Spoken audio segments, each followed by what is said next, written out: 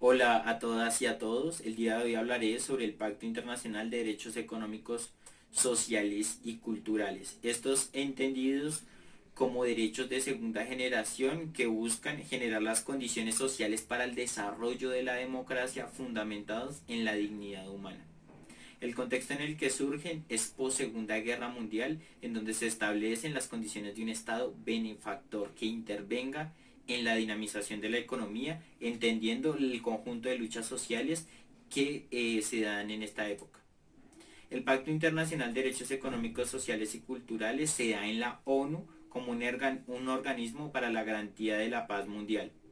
Este pacto entra en vigor a partir de 1976 y es adoptado en Asamblea General en 1966.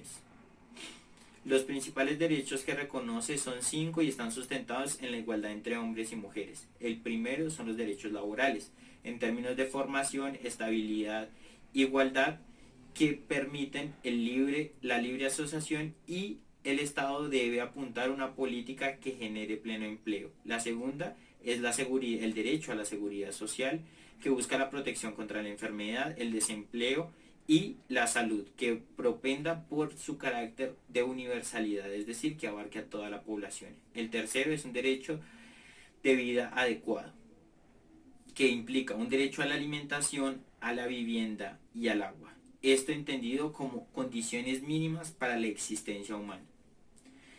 Por otro lado, el derecho a la educación se divide en educación primaria, que debe ser universal y obligatoria, y la secundaria y universitaria debe ser generalizada y accesible. El derecho a la salud busca es el derecho a estar sano y a controlar la propia salud, entendiendo también el derecho sexual y mental, y debe ser un sistema sustentado en la prevención del riesgo.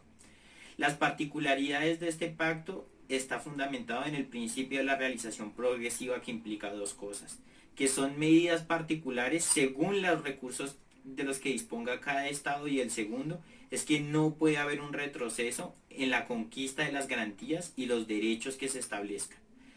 Hay obligaciones inmediatas como el derecho a la sindicalización, la protección a la niñez, la obligatoriedad y gratuidad de la enseñanza primaria y la libertad para la investigación científica.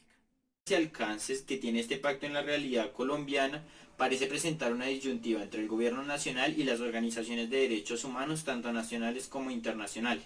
Los avances expresados desde el gobierno nacional central son los mecanismos de participación para las mujeres establecidos en la ley 581 y 823 y las garantías establecidas por la Corte Constitucional.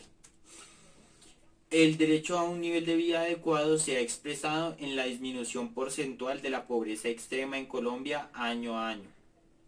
En lo que refiere al derecho a la salud, se ha consolidado un sistema que tiene un régimen tanto subsidiado como contributivo, sustentado en el principio de solidaridad, en el que se busca la universalidad de la prestación del servicio. Por otro lado, la seguridad social busca la obligatoriedad para cotizar de salud y pensión en trabajadores y empleadores.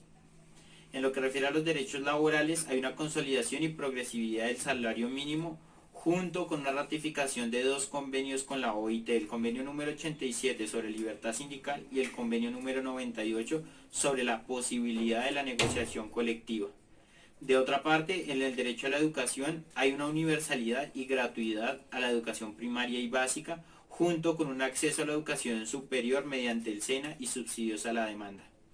Los límites los evidencia el Comité de Derechos Económicos, Sociales y Culturales de la ONU. Dice, hay una economía sustentada en la informalidad, hay un alto nivel de desempleo, falta de consentimiento con las comunidades para planes de inversión sobre sus territorios, los acuerdos o tratados de libre comercio han afectado a los comerciantes de nivel nacional, y por otro lado hay un carácter regresivo del sistema tributario que acrecenta las desigualdades.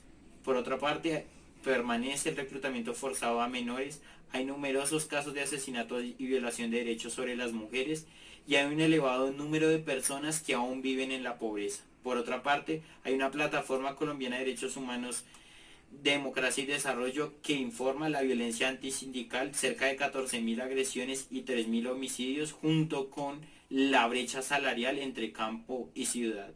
Entre estas y otras son los límites que tiene la implementación del Pacto Internacional de Derechos Económicos, Sociales y Culturales.